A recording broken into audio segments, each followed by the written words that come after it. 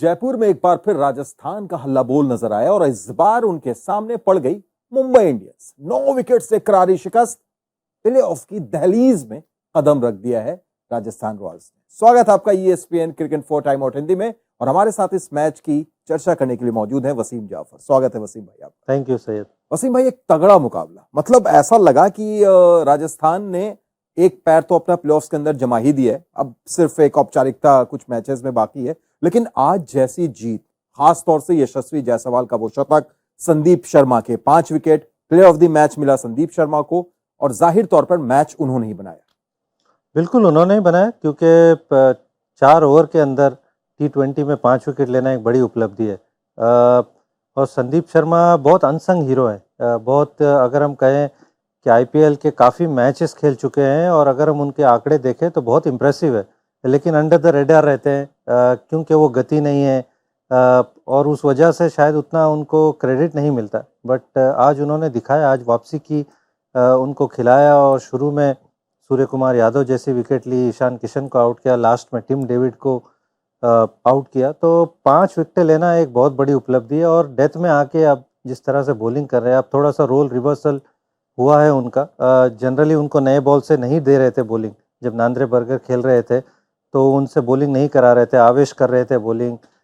But अब नए ball से भी बॉलिंग की और डेथ में भी आके विकेट ली, तो कमाल का है, और कोई सरप्राइजेस नहीं है कि वो मैन ऑफ द मैच है। बिल्कुल वसीम भाई, आपने कहा कि धीमी, उनकी गति थोड़ी सी धीमी है। आज उन्होंने उसी गति का एडवांटेज लिया। उन्होंने कहा पोस्ट मैच प्रेजेंटेशन में कि जब मैंने पिच देखा थोड़ी सी ड्राई थी, तो उसी वक्त ध्यान आया कि जितनी भी स्लोअर है, कटर्स है, वो डालना है, और उसका फायदा मिला। ये जो पिच वाली जो बात है वसीम भाई, ये हमने भी देखा कि नई गेंद से उनकी लाइन लेंथ अलग, डेथ ओवर्स में अलग, ये खासियत पिच अच्छे से पड़ी संजू ने भी और संदीप ने भी। नहीं, बिल्कुल, और ऐसा लगा कि मुंबई ने ये पिच अच्छे से नहीं पड़ी, क्योंकि टॉस जीत के आपने बैटिंग करने का फैसला लिया, जहां पे जनरली आप चाहते हैं कि चेस करें, लेकिन राजस्थान के लिए तो वो एक तरह से ब्लेसिंग इन डिस्गाइज हो गई, क्योंकि विकेट ऐसा लग रहा था कि शुरू में थोड़ा धीरे खेल रहा है, नीचे नीचे रह रहा है, और वहाँ संदीप थोड़ा सा अपने लैक ऑफ पेस और लैक ऑफ बाउंस से थोड़ा सा परेशान करते हैं। और उनके आंकड़े बहुत अच्छे हैं अगेंस्ट रोहित शर्मा, अगेंस्ट विराट कोहली, बड़े बड़े खिलाड़ियों के सामने, और बड़ी विकेटें ली हैं उन्होंने। और कहीं ना कहीं वो जिस गति से डालते हैं, जो उनकी लेंथ होती है, वो इतना मारना आसान नहीं होता है, और अपनी फील्ड भी उसी तरह सजाते हैं। तो आई थॉट, मेरे हिसाब से, कि बहुत बढ़िया गेम प्लान रहा उनका, और उन्होंने पिच अच्छे से परखी, और अब एक्सपीरियंस के साथ में वो अपने वेरिएशंस भी बहुत बेहतर करने लग गए। वो डेथ में हम देखते हैं कि वो थोड़ा स्लोअर बाउंसर यूज़ करते हैं, नकल बॉल यूज़ करते हैं, वाइड यॉर्कर यूज़ करते हैं, नए बॉल से स्विंग कराने की कोशिश करते हैं, लेकिन लेंथ दूर रखते हैं, तो इतना आसान नहीं होता है। और सूर्य कुमार यादव की मुझे लगता है कि बहुत ही बड़ी विकेट थी वो, जो विकेट कहीं ना कहीं उनको 30% गेम में आगे बढ़ा गया। बेशक। और अब बात करते हैं उस दूसरे हीरो की जिसने मुंबई के खिलाफ इतिहास रचा। एक मुंबईकर, मुंबई इंडियंस के खिलाफ IPL में 2 शतक लगाने वाले पहले बल्लेबाज बने यशस्वी जायसवाल वसीम भाई। और जैसा हम लोग लगातार बात कर रहे थे उनके बारे में कि वो थोड़ा सा उनको संयम रखना होगा, इससे पहले 7 पारियों में 6 बार वो पावर प्ले में आउट हो चुके थे। आज पावर प्ले जैसे ही खत्म होता है, यशस्वी कंटिन्यू खेलते रहते हैं, आउट नहीं हुए, 104 नॉट आउट। वर्ल्ड कप से पहले भारत के लिए बड़ी खबर। नहीं, बहुत बढ़िया इनिंग्स। और वो जो बात हम कर रहे थे कि वो जो जितना रिस्क ले रहे हैं, शुरू में नए बॉल से बहुत तेज़ मारने की कोशिश कर रहे हैं, बहुत हाई रिस्क शॉट्स खेल रहे हैं, वो आज नहीं खेला उन्होंने। और उसी की बदौलत ऐसे लगा कि जो शुरू में जो शॉट्स खेले, वो बहुत कन्वेंशनल शॉट खेले, जो कवर ड्राइव्स हमको देखने को मिले, जो नॉर्मल शॉट्स वो खेलते हैं, उस पर अपने आप को थोड़ा सा बैक किया। और जैसे 30-35 रन तक पहुंच गए, उसके बाद में तो फिर उनके पास ऐसे ही उनके तरकश में बहुत सारे तीर है, तो वो उसके बाद तो वो खेल ही सकते हैं। हमने वो स्लॉग स्वीप भी देखा, वो पुल भी देखा, और वो ओल्ड यशस्वी जायसवाल जो हमने टेस्ट सीरीज़ में देखा था, वो नज़र आया। और ये शतक की उनको ज़रूरत थी, ये रन की ज़रूरत थी, क्योंकि थोड़ा सा क्वेश्चन मार्क आ रहा था कि वर्ल्ड कप जाएंगे नहीं जाएंगे, फॉर्म ऐसा है।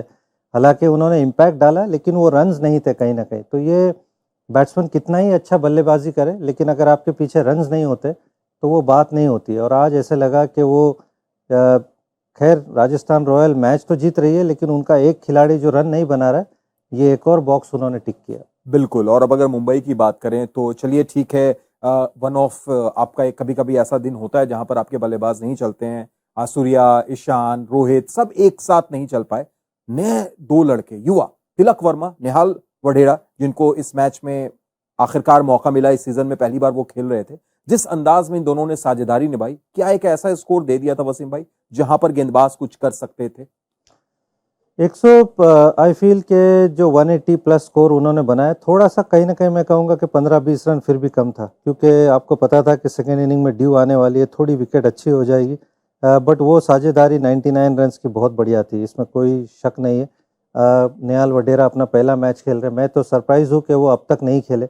मैं बार बार बोल भी रहा था, आपने इससे पहले दूसरे जो बैटर्स हैं उन पे फेथ दिखाया, लेकिन आज आते ही उन्होंने इम्पैक्ट डाला, और जिस तरह से बल्लेबाजी की, वो यजवेंद्र चहल को जिस तरह से उन्होंने अटैक किया दोनों ही ने, उसके बाद वो जिस तरह से पुल लगाया ट्रेंट बोल्ट को, तो आई मीन ये दोनों ही कमाल के बल्लेबाज है। आई मीन तिलक वर्मा तो ज़्यादा टाइम से खेल रहे हैं, लेकिन निहाल वढेरा अपना पहला मैच खेल रहे हैं, लेकिन आते ही इम्पैक्ट डाला उन्होंने, और वो साझेदारी की वजह से कहीं ना कहीं मुंबई ये स्कोर तक पहुंच पाया। बट आई स्टिल फील कि वो 15-20 रन शॉर्ट थे। चलिए ठीक है, वो 15-20 रन मैं शॉर्ट मानता हूँ, फिर भी 180 का अगर आप टारगेट दे रहे हैं वसीम भाई, आपकी जो बॉलिंग लाइनअप है जसप्रीत बुमराह के रहते हुए, क्या वहां पर कुछ थोड़ी सी आज आपको कप्तानी में चूक नजर आई? जैसा पहला ओवर हार्दिक पांड्या लेकर आते हैं, उसके बाद 4 ओवर में 4 गेंदबाज हमने देखे लगातार, 1 2 3 4, उसके बाद भी जब आप बारिश के बाद जब मैच थोड़ा सा रुका था, उस वक्त भी आप स्पिनर को लेकर आए, बुमराह को थोड़ा सा लेट लाए, तो क्या कप्तानी में भी गेंदबाजी करते वक्त थोड़ा सा लगा आपको कुछ?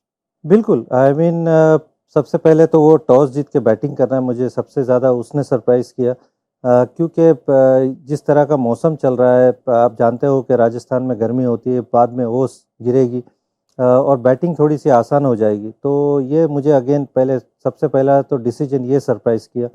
उसके बाद हार्दिक पांड्या का बैटिंग पे नहीं आना, वो नबी को भेजना जल्दी, वो मुझे बहुत सरप्राइजिंग लगा, क्योंकि गुजरात टाइटंस के लिए वो 4-5 नंबर खेल चुके हैं, तो वो इस चीज़ से यूज्ड टू है। नबी नहीं खेलते उस नंबर पे, नबी थोड़ा सा पीछे खेलते हैं, वो 6-7 नंबर पसंद करते हैं, थोड़ा सा पावर हिटिंग करते हैं, तो वो अगेन एक सरप्राइजिंग डिसीजन था कि हार्दिक पांड्या ने अपने आप को क्यों नहीं प्रमोट किया। उसके बाद अगेन जब खुद बैटिंग करने आए, वहाँ शायद टिम डेविड को भेज सकते थे, जब आप आ ही नहीं रहे हो तो शायद आप उस वक्त टिम डेविड वहाँ पर आ सकते थे। 10 बॉल में आपने 10 रन बनाए, अगेन वो मोमेंटम वहाँ पे नहीं बना पाए आप।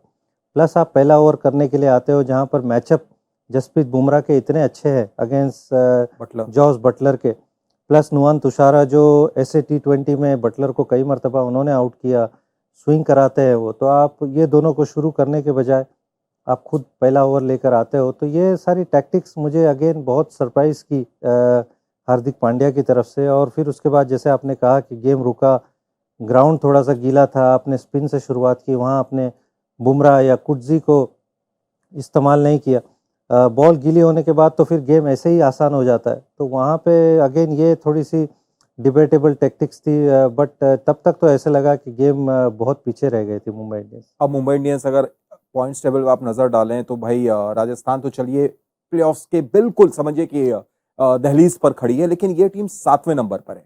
दिल्ली और मुंबई एक साथ आगे पीछे चल रहे हैं। वसीम भाई अब इनके लिए थोड़ी सी मुश्किल हो रही है, हालांकि अभी भी 6 मुकाबले बाकी हैं, 6 में से अगर आप 4 या 5 जीत जाते हैं तो उम्मीदें रहती हैं, लेकिन क्या इस टीम से उम्मीद करें अब?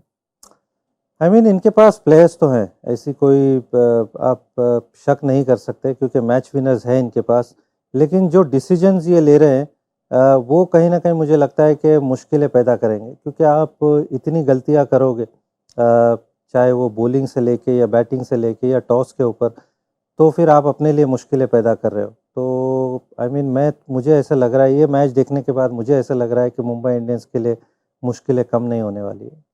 बिल्कुल भाई, तो मुंबई इंडियंस के लिए डगर मुश्किल है, लेकिन अभी भी 6 मुकाबले बाकी हैं। हो सकता है मुंबई इंडियंस के फैंस यही उम्मीद करेंगे कि ये टीम वापसी करे, प्लेऑफ्स में जरूर पहुंचे, लेकिन आप फॉलो करते रहिए, देखते रहिए ESPN cricket info time out Hindi.